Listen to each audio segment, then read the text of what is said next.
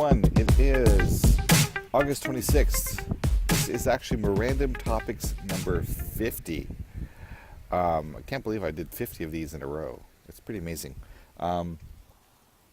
So welcome. And I'm back from my trip, my 1 week trip to Oahu, which I'm sure you saw because there's lots of clips from Oahu on the Morandom Topics the last week. And I apologize for not having time to really talk about stuff. I was pretty busy with work and things. But I thought I would spend today sort of recapping the trip and sort of analyzing the positives and negatives from the trip and how I could make it better in the future. Also, I received a question from someone, a comment, and I wanted to address that. It's about language learning, but I'm going to spend a little time to think about it more carefully so that I make sure that I present a more coherent presentation. Present a presentation so that I'm a little more coherent in what I want to say. So I will get to that. Thank you so much for the comment, and I will post it up probably in the next few days. As you can see here, I'm at Honolulu Park. It is about 6:50 in the morning. I just went and jumped in the water for a few minutes, and that is probably seems crazy because it's 6:30 in the morning and the water is really cold. But I thought I'd just experiment. I've heard a lot about good things about kind of cold water therapy, jumping in cold water in the morning. So I thought I'd try it out and see how it feels. It does wake you up. It feels really refreshing. And water, before the sun comes up, I mean, right after it peaks over the clouds, it starts to get a little bit windier. But before that, when I got in the water, it was just glass. It was amazing. But now, as you can probably see, is a little bit choppier. But I mean, still, it's pretty nice. I'll do this view. That looks nice. Also, the sun is right in my face. So I will put this here. So I have to hold the stand because the wind is going to knock it over. So my trip to Oahu, I'm going to talk about a few things. The first thing I'm going to talk about is what were some of my challenges while I was there. I'd say one of the biggest challenges is eating well. And I think it's a common challenge whenever you travel. And it can be a challenge when you're not traveling too. I think one of the things that was challenging was that I didn't plan things out very well. So I kind of would eat whatever was available at the time without really having a game plan in mind. Another challenge for me was not getting enough sleep. I'd go to bed a little bit too late and I would wake up pretty early. So like 6 hours of sleep a night is not enough. Another challenge I had was being focused, probably related to eating and sleeping, but not being as focused in my tasks as I would have liked to have been. I still got a lot done, but I think I could have had a better focus. The other thing I remember is one of the challenges was maintaining a daily routine. And I think that's really important, no matter what you're doing, is to have this sort of consistent routine that you do every day that instills these habits to develop over time. So I would have liked to have followed a daily routine better. And that's not to say I didn't have a daily routine. Hey, there's someone over there. But it's that I didn't follow the daily routine that I had set out for myself. So I'm always sort of looking at new types of daily routines I can develop, which isn't really consistent, but I think I could have done a better job with that one. So next I'm going to talk a little bit about what I learned from this trip. And there's two things I learned. The first thing I learned, well, relearned really, because I knew this, I've known this for 20 years, but whenever I go to Oahu, I discover that my business improves. And it's because I have the opportunity to go there and meet with people face to face, talk to them. I'm not really a selling person. We had this conversation last night in my business class, but that I'm taking here on the island. I'm not really a seller. I don't like to sell in the traditional schmarmy sense. But I like having conversations about what people's challenges are and how I might be able to help them, or how they can approach a way to alleviate those challenges. So I enjoy that. I don't consider it selling, but it ends up selling. Whenever I do that and I go to Oahu and meet with potential clients, I always do much better than just sitting here on Molokai and not meeting with anyone. And this is the same thing. I remember back in the late 90s when we were running Design Reactor, the same thing happened. Whenever we'd go down to LA to meet with clients, we'd get jobs. And whenever we'd sit in Berkeley and not go to LA to meet with clients, we wouldn't get jobs.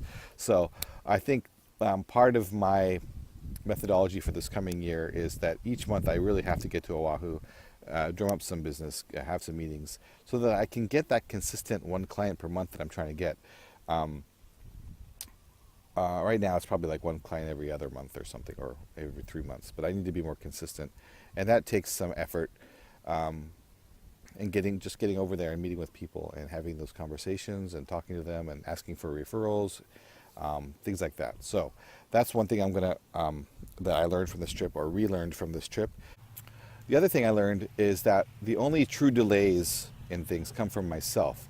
Meaning, when there's a delay in a project or with homework or something, it's not because of some external stimulation. And I've always been pretty decent, at least recently in my life, about not blaming external forces for things that are my own responsibility. And I try to take responsibility for things in my life, as you know from that responsibility video I did a few weeks ago. But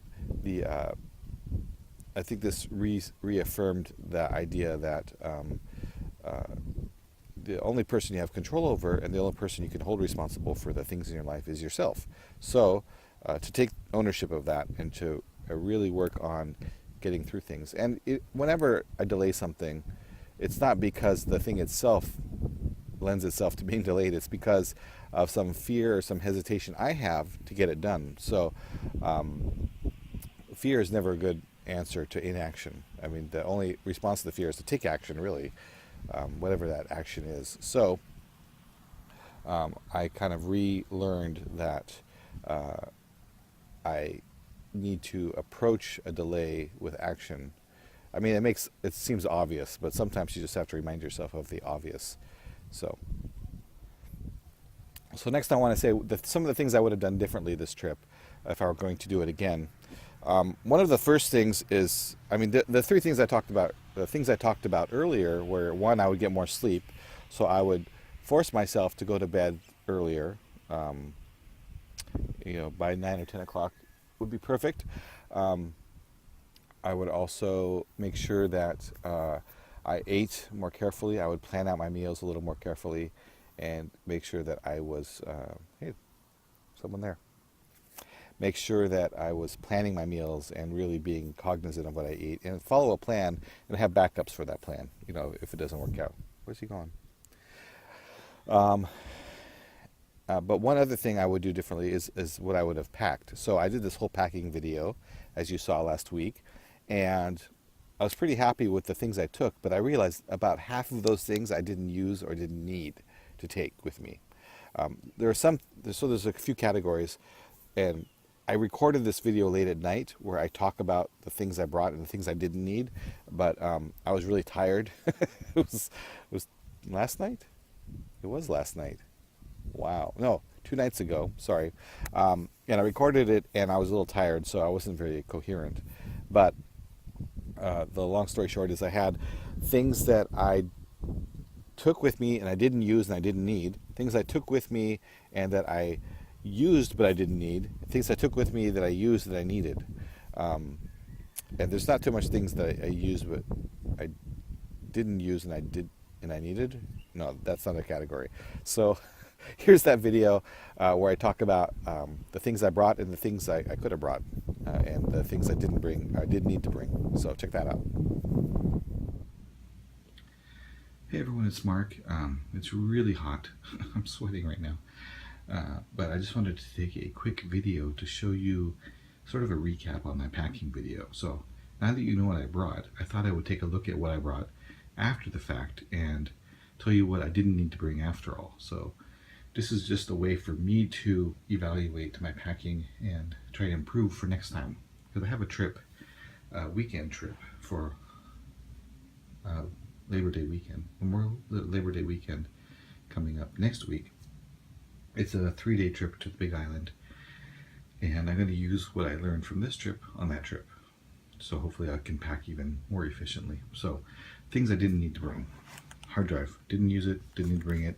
I had some work to do on it, but I was too busy with other work, so I didn't get to this, so didn't need to bring that. Kindle, didn't need to bring the Kindle. Wushu shoes, didn't need to bring them. They're handy to have for just like if I was going to go to the gym or something like that, but I was so busy I didn't need them at all. I just used my regular black shoes and my flip-flops, and those are all I used. So I could have left those at home. Sleeping bag, didn't need it at all. Didn't need it at all. I had a bed to sleep in, as you can see, but I could have just used this silk sleeping sleeve, and that would have been fine. But it's so hot, I'm not sleeping under the covers anyway, so it doesn't matter. The Core 4 book over here, I never studied, I didn't use it. Rain jacket, didn't need it, even though it rained. It's too hot to wear a rain jacket. Travel pillow, didn't need it. Little travel cards, didn't need those. The laundry line, didn't need that. The keyboard, oh, sorry. Here we are. This is all over the place. The keyboard and the pad, while I used them, I didn't actually need them. So I could have done everything I did without them. It would have been fine. Tissue, the laptop stand, the passports, that other hard drive, those cards, the notebook there, the hat, my hat, baseball hat underneath, the water bottle over there. All of these things, I didn't need to bring any of this.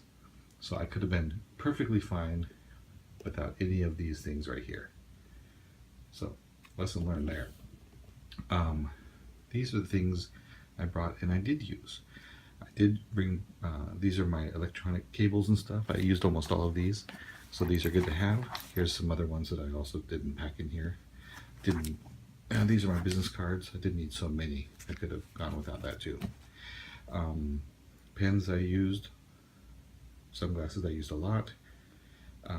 Cable I used, power cable in the notebook there with a pen. And these clothes I used, which are my t-shirts, underwear, and pants.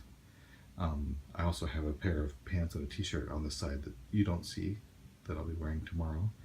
And this sleeve for papers I used. And that's it. I could have just gone with just this. That's a packing cube. The clothes go in that. I could have just gone with what's behind my hand here, and it would have been perfectly fine. And it would have been a lot less heavy too. So lesson learned. When I go to the Big Island, I'll do another packing video so you can see that and see what I take. But definitely don't need to bring so much stuff. It's nice to be prepared, but not at the expense of comfort. So I think next time I'll take a lot less stuff. I just wanted to share that little bonus video. Maybe I'll post this one up with tomorrow's video. But this is what I would have taken, and this is what I would not have taken. A lot of stuff, completely unnecessary. But that's it. Oh yeah, all my toiletries I used, but I'm pretty good at toiletries. I always only take what I need. I don't think there was anything in my toiletries that I didn't use. So that was all good stuff. In fact, yeah, it's all necessary. So that's it. Just a little recap, and I'll see you guys later. Keep on keeping on. Bye. So just really quickly, looking at the bag now, this is what I needed to bring. So there's a toiletry bag that should go right here. That's about the same size as this. So 2 of these and my clothes. Notebooks in there, and that's it. This is all I needed to bring. Why did I bring so much stuff? Look at all that stuff. Totally unnecessary. But now I have to pack it all in here so I can take it back. What a waste. Okay, just wanted to share. Look at that. Beautiful. Okay, bye. So aside from packing and sleeping and eating, the other thing I think I would have done differently is I would have planned my days better. And I actually did some planning of my days, but I think I could have done a better job of really being specific with the things I needed to accomplish each day. And that's an ongoing battle all the time. So something I'm always working on doing and improving. So those are the things I would have done differently. I think next, the things that I learned. No, I already talked about learning. The successes I had. So you talk about the things that are challenging and you talk about what you would have done differently, but it's also important to reflect on the success that you've had. So the successes I had were, one, I got to meet with some of my teachers, which was great. I got to get a lot of stuff done with school, getting my student ID, which you saw probably the picture of. I got my picture on the wall of the creative media department while I got a lot of things done with school, which is great. I met one of my teachers. I met another teacher, departmental advisor.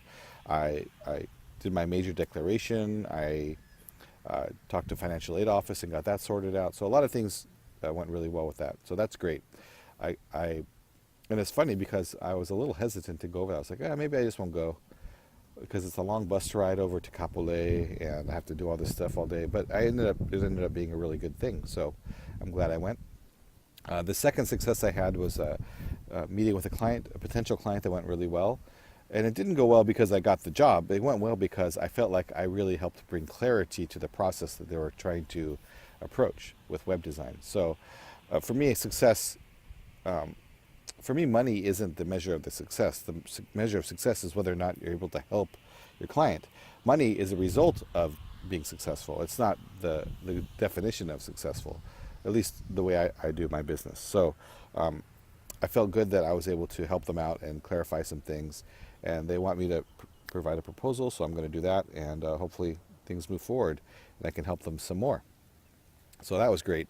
And plus, it's always nice to meet new people and talk about business and find out what they're doing and see what challenges they're having and things that they've learned. And, it's great to sort of mastermind like that. The other success I had was at the Institute retreat we had this weekend. So it was actually, I guess they call it a seminar. So at the Baha'i Center, we were there for a meeting over the weekend and had really, really good discussions, learned a lot, got some motivation, and talked about this process. So if you're not familiar with the Baha'i faith, that's okay. But essentially, Baha'is are very focused on trying to develop community building activities, activities that help promote the advancement of civilization, and not just physical, material ways, but in spiritual and social ways. So creating the social change through this development of spiritual qualities. And we have a whole set of curriculum around this that we do children's classes, we have junior youth activities that are focused on service, we have a study course called the Ruhi books that go through different aspects of spiritual development and education. So, one of the classes I do it's a book 8 class, but it's studying the covenant of Baha'u'llah. Baha'u'llah is the prophet founder of the Baha'i faith, and the covenant is. Oh, it's a long story. So, if you want to know more, I can talk about it later. But essentially, I'm facilitating a study on this material, and so I was invited to go over to this meeting of facilitators of children's classes, junior youth groups, and study circles. And so it was really interesting. We all kind of compared notes and talked about challenges and things we've learned and approaches, and so that was really helpful. And I got a lot out of it, so that was a success as well. In fact, in a week and a half, for a different reason, I'm going to a meeting on the Big Island, another Baha'i meeting, related to something else completely different. I'll talk about that some other time. But anyway, so that was cool. And overall, it was a really good trip. I had a good time. Again, a few things I would have done differently, but overall, a successful trip, and I enjoyed it. Definitely, I'll take less things to my trip on the Big Island, because it's only a weekend on this trip, not a whole week, and I only need to take like a few things. So I'm going to really scale down my things on this trip. It'll be awesome. It'll be like a super light bag. Anyway, school started up. I've been doing a lot of my schoolwork and homework, getting things going in that direction. It's been fun sort of getting back into the grind of studying. Mostly this week it's all like introduce yourself and talk about why subject X is important. Like my history class is talking about some history things. English class, it's doing an introductory thing. It's a writing class, business writing. My art classes, it's like a introduce yourself. Who are you? What experience do you have in this field or in this area? So it's been good so far. Pretty easing into it. And again, I apologize if I'm not enunciating clearly. I'm trying to get better at it. Sometimes I lapse into my fast talking. So I'm still working on it and trying to get better. So tomorrow I'll try and talk more about the the question I was asked, the language learning question, or at least I'll think about it a lot more so that I can provide you with better answers, or at least better thoughts on my approach to language learning when I am doing a language learning project. And I feel like I should document that somehow. Actually, I had really good conversations with Will. We were staying with Will and Mona and their kid Isaac, who you saw a video of a few days ago, and we have a lot of things in common as far as what we're doing with our businesses and kind of our approach to business and our background in history and experience and just approaches to things. So that was really cool to talk with him and sort of interface on those topics, and it kind of gave me some inspiration or impetus or motivation to start working on some things in that arena. So I need to do that, and I'm going to do that coming up. So that's it for today. Plenty long video. Wow, that's probably going to be like 20 minutes. Sorry. And again, beautiful out here. It's bright and sunny. I'll put my sunglasses on. Have a wonderful weekend. It is Friday. Woo! And we can all enjoy the weekend ahead and have a great time. I am going to be working a lot and doing a lot of work stuff. Hey, there's a truck. And getting stuff done. So, wish me luck and good luck to you. Have an awesome day, a wonderful life. Be good to each other and keep on keeping on. See you later.